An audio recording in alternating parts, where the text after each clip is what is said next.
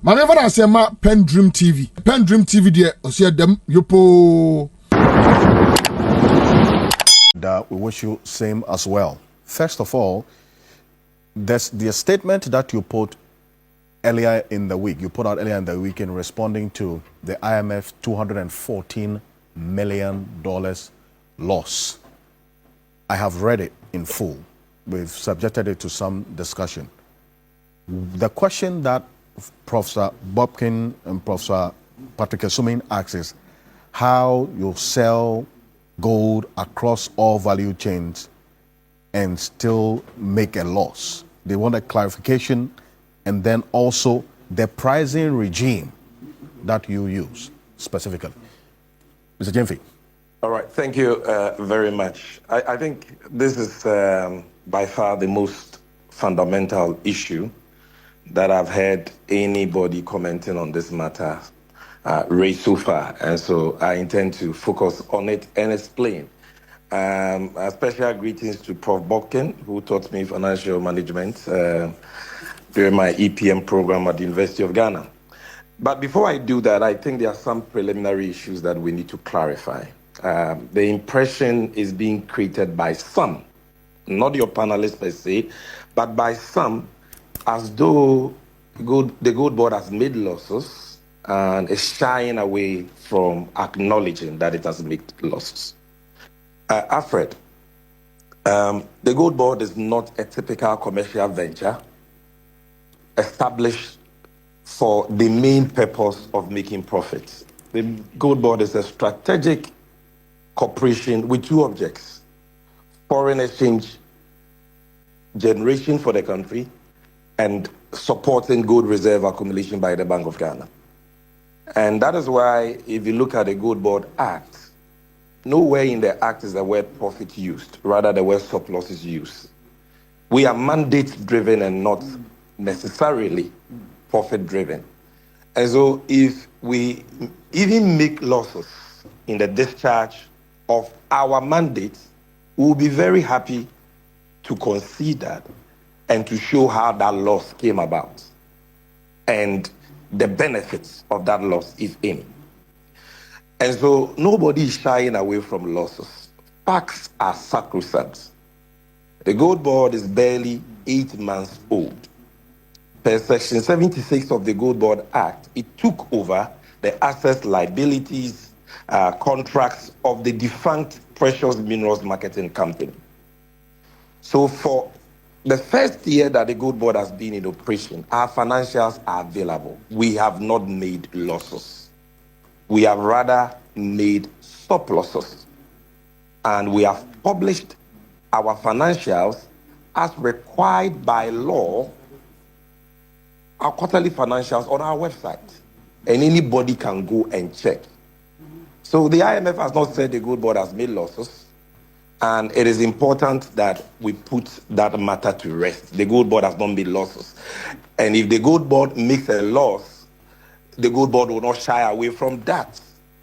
The reason why the lawmaker in drafting the Goldbod Act did not use the word profit and loss is because that is not the main object. You understand? So why would we even shy away from that if we've made losses? We have made surpluses.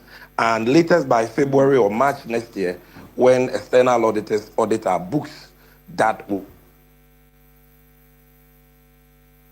Alfred, yes. The suggestion is being made that the Bank of Ghana is making losses and the Bank of Ghana is shying away from the losses.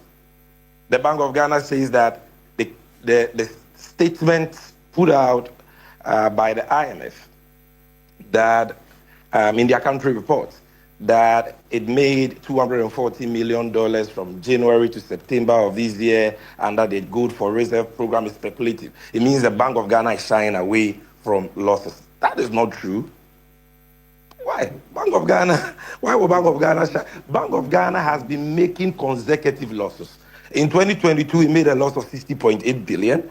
In 2023, it made a loss of 10.5 billion cedis. In 2024, it made a loss of 9.4 billion. Nobody was crucified in this country. And so if all the IMF is saying is that Bank of Ghana has made a loss of $214 million, equivalent to $2.5 billion. That will even be a reduction of the recurring losses of the Bank of Ghana. Why would the Bank of Ghana run away from that? What the Bank of Ghana is saying is this. I have been in meetings with the Bank of Ghana and the IMF, in which the Bank of Ghana has told the IMF that there are issues of accounting and financial reporting surrounding the Gold for Reserve program, that it has referred to its external auditors for resolution, and that how those cost items are treated in the financials can impact the level of profits or losses. And so the IMF should exercise patience and allow its external auditors resolve the issues. And in that meeting, the IMF agreed. So we are not just saying that, oh, management accounts are not available, and that it is only when external audits are concluded that losses can be ascertained. No. They are critical issues of financial reporting and accounting treatment principles for the financials surrounding the Gold for Reserve program that the Bank of Ghana has discussed with the IMF. Their disagreements and same have been referred to its external auditors. And so all the Bank of Ghana is saying is that let that process conclude so that we can have a fair, balanced picture. The Bank of Ghana is not running away from any $214 million losses, which in any case is far lesser than the recurring losses the Bank of Ghana has been making in the last 3 years. Let's make that preliminary point also very clear. Okay. Now, you must understand that the Gold Board, like I said, is barely 8 months. Has this year now put in place the institutional framework for its operations and all that. Okay? So the Gold Board concept, as envisioned under the Gold Board Act, has not taken off. And I have put that on record already. But because the Gold Board took over the PMMC, the Gold Board inherited the PMMC's existing contract with the Bank of Ghana under the Domestic Gold Purchase Program, which basically is that, and will advance funds to PMMC, now Gold Board, as its agents to buy gold, assay the gold, and export the gold to off-takers of the Bank of Ghana. Now, this program started, as you are aware, in 2022. And when the program was being launched, this domestic gold purchase program was being launched, the object, the policy design was not for profit. And that is what I want my revered lecturer, Professor Bobkin, to understand. He says that why can't we, as a country, be able to sell gold and break even or make profit? No, that was not the policy design. To sell gold and make profit is easy. You just have to know your cost, and you just have to price at a discount that absorbs your cost and gives you a margin as profit. That is easy. Anybody can do that. But in 2022, when this program was being launched, the Bank of Ghana knew at the time that gold was already being bought in the open market by all manner of people, mostly foreigners, at the black market rate, the informal exchange rate, retail rate, if I can put it that way, and at the world market price, within a discount range of 1% to 2%. And you can ask any gold trader. That was how gold was being bought in 2021, 2022, 2022, 2023. And that is how gold has always been bought. I see. So when Bank of Ghana was coming in, Bank of Ghana was not like Gold Board. PMMC did not have the market regulation and enforcement powers that the Gold Board has to deal with leakages and smuggling. And so the Bank of Ghana decided to use price to fend off smugglers so that it will get gold for FX, knowing very well that there will be an intrinsic cost or losses. And that is why on 1st December 2022, the Minister for Lands and Natural Resources, Samuel Abujinapo, in his directives to gold traders as part of the rollout of the Gold for Oil program at paragraph 4, announced that the PMMC will be buying gold for the Bank of Ghana at spot price. Spot price. Nobody buys gold at spot price for the purpose of making profit. Because when you buy at spot, you can sell at spot. Dory is sold at discount to take account of freight, insurance, handling charges, to take account of commissions of buyers and all that. So you obviously run at a loss. I see. But the policy justification was that we needed the forex so bad to bring about macroeconomic stability, the benefits of which will make that loss infinitesimal. That is the whole point. So it is not about somebody not having the ability to. Why did government scrap? You see, the MPP introduced a withholding tax of 3% on gold purchases in 2023. That was the year that gold output was the lowest in Ghana's history, owing to smuggling. 3%. It later reduced it to 1.5%. When the NDC came, we took the 1.5% tax from the price of Dory. Now, the cost on gold purchases is about 5%. So to say that you want to make profit means you have to buy gold at minimum 5% discount. That is almost double the tax that was introduced in 2023 that ensured that we lost all the gold and all the FX stayed in Dubai and India. And the Ghanaian became the poorer. The economy became the poorer. And so let's understand the policy from this perspective. Now again, to the most fundamental issue of pricing. Goldbod, and for that matter, Bank of Ghana, can be profit conscious and say we want to price to make profit. We are pricing at 5% discount. That will help us to absorb all our costs and make us break even. But we know that once we do that, we will lose all the gold and there will be no forex to stabilize the currency. And when you lose control of your currency, you lose control of inflation and cost of living will go up the roofs and your people will suffer. And so what do? We say, okay, what we will do is that we will change the exchange rate denominator in the price calculation from the historic retail rate, which has been used all these years, and bring it to interbank. Prof, by doing that, Goldbod has already discounted the local price of gold by more than 10% already. So to slap another discount on the world market price will make our price uncompetitive and only deepen the leakages and defeat the whole essence of the program. That is why we price this way. But we know that even if what the IMF is saying is true, that we've incurred costs, okay, of $214 million, even if that is true. Prof taught me economics. He knows that there is a cost to everything. If Ghana went to the Eurobond market to borrow $10 billion, we will be paying interest of not less than 10%, true or false. Okay. That is more than $1 billion. It comes, $214 million comes nowhere close to that. By pricing this way and bringing $10 billion, the CD has appreciated by almost 35%. First time in Ghana's history since 2007. The inflation rate has reduced by 11 consecutive months from 23.8% to 6.3%. Food prices have gone down by 32%. In terms of savings to the country, let me tell you this, because in this country, we know the value of everything but the cost of nothing. Let me tell you the value. And why you round up for me? Yes, why I round up.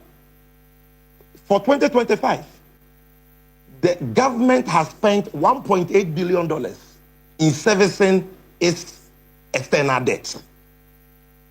Another $1.8 billion in paying IPPs. That is together $3.6 billion. Okay.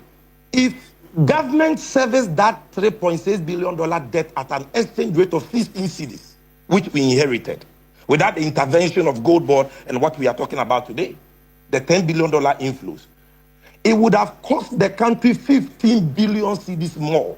We would have to convert 15 billion cedis more to service that debt. Okay. I have not even spoken about the import bill. Let me tell you something. We are talking about January to September.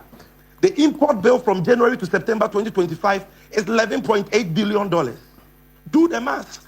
If importers imported those goods at 16 cities, as compared to an average exchange rate of 12 cities, we would have lost an extra 52 billion cedis. There are a number of things that you point to. $240 million. That is why the Bank of Ghana, that is why the IMF itself is not able to say that the program is bad and that we should stop. And in fact, the IMF is saying, Alfred, just 1 second. What the IMF is saying is that it is fine. This is good. You have met your foreign reserve target for 2028 in 2025. It's unimaginable. We never even thought you could do this. Right. Okay. But we don't want the cost. IMF is saying we don't want the cost to sit in the books of the Bank of Ghana. And we have said that, okay, where should it sit? Whether it sits in the books of Goldbod or the Ministry of Finance, it is sitting in the books of Ghana. Okay, so thank you. We have now come up with reforms for 2026, because from 2026, Goldbod will now take off fully. And we have told the IMF that when we take off fully, some of these issues that you are concerned is impacting the books of Bank of Ghana will become a thing of the past. Will be dealt with. So then that answers the question about the way forward. The price mechanism that Goldbod will introduce. Great. But let's understand these issues. Thank you very much, Sammy Gyamfi, for this. In fact, I asked those two questions, and then the explanation that we have got now. Prof. Bobkin, I'll come to you. The explanation that we've got now, does it bring some clarity and context to the issues? He mentions quite a number of things that addresses some of the issues that you raised. That but there is a cost. Have made me comment on the issue of Gyamfi and the environmental cost and that argument that Prof. Bobkin made, because you see, it is very. Okay, Sammy, I'll come to you on that. The environmental cost and all that. Just 1 minute, I beg you. Quickly, You in a second, because I need to move on. So I beg you, just give me 60 seconds, time me. Prof, we know the environmental cost of mining. And that is why when we took over and there was no fight against illegal mining, we didn't maintain the status quo. Today there is a fight. LI 2423 has been revoked. Mining is no longer permissible in forest reserves. NIMOS is cracking down on illegal miners everywhere. You have seen the videos on TV3. This cannot be a government that sets up an institution like Goldbod to promote traceability. Goldbod, which has now made it a crime under Section 59 of our Act to buy for anybody, any of our licensees, to buy illegal mining gold. Can you say that institution promotes I read the IMF report. The IMF report references. Sorry, the IMF report references this traceability you talk about. That it's a process that you are going to roll out going forward. Is it already in place that you're able to trace? Ghana has been buying gold since the colonial eras. We are now being told that why haven't you introduced traceability in 8 months? When, for how many decades we have not done? We have given you timelines by which this traceability program will be in place. And every gold bought by the state will be traced to its mine of origin, which must be a sustainable mine. And you want to crucify an institution that has been in office for 8 months. When people were doing gold for oil and gold for FX and all that, we didn't hear all these arguments. Okay. Great. So there are a number of things that Sammy Gyamfi points out, and it's important because it brings some clarity or context to the issues. One, that there is a cost to everything, but then you square it up with the benefit of what is at stake. He references barely 8 months that the Goldbod has been in operation. He outlines the impact and benefits over the period. And then also, Professor Walking, he says it's not a policy design of Goldbod to sell gold and make profit. That's number one. And he explains quite into some detail. And the institutional concept of Goldbod has not fully taken off as yet. And we will see the full fledging of it from next year. There's been some time. PENDREAM TV. Now, so far so good.